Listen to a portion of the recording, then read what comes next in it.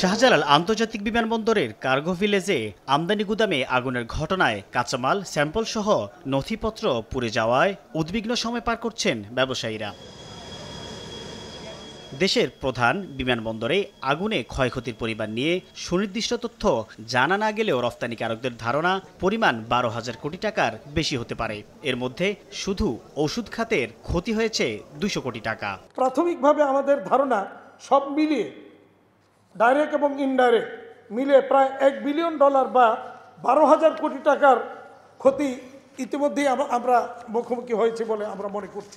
সোমবার দুপুরে exporters association of Bangladesh EAB আয়োজিত অনুষ্ঠানে ব্যবসায়ীরা বলেন, অগ্নিকাণ্ডে ক্ষতিগ্রস্ত পণ্যের বিপরীতে বীমা দাবি দ্রুত নিষ্পত্তি করতে হবে, আর বীমার বাইরে পণ্যের ক্ষেত্রে সরকারি বিশেষ তহবিল গঠন করে ক্ষতিপূরণও সহায়তা চান তারা। যখনই কোনো ইনসিডেন্ট ঘটে তখনই দেখা যায় যে তারা নানা রকমের শর্ত নিয়ে আমাদের সামনে হাজির হয়। তো এই ধরনের কোনো তালবাহানা কোনো শর্ত নিয়ে যাতে হাজির হতে না পারে এই ব্যাপারে সরকারের আমরা সুদৃষ্টি কামনা করছি।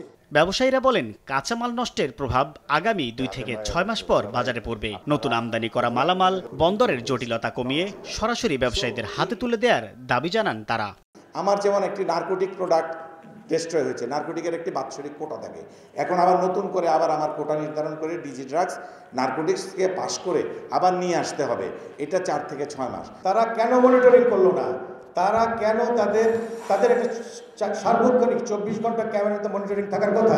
এভাবে যদি চলতে থাকে তাহলে বাংলাদেশের এই বৈদেশিক মুদ্রা আহরণের যে আপনার সেক্টর, সেই সেক্টর আপনার স্থবির হয়ে যাবে। অনুষ্ঠানে আগুন দ্রুত নেভাতে কর্তৃপক্ষের গাফলতি নিয়ে প্রশ্ন তোলেন ব্যবসায়ীরা। আন্তর্জাতিক পণ্য পরিবহন কোম্পানিগুলো মালামাল স্থানান্তরে অনীহা প্রকাশ করতে শুরু করেছে বলেও অভিযোগ আসে আলোচনায়। সাইফুল ইসলাম, সময় সংবাদ, ঢাকা।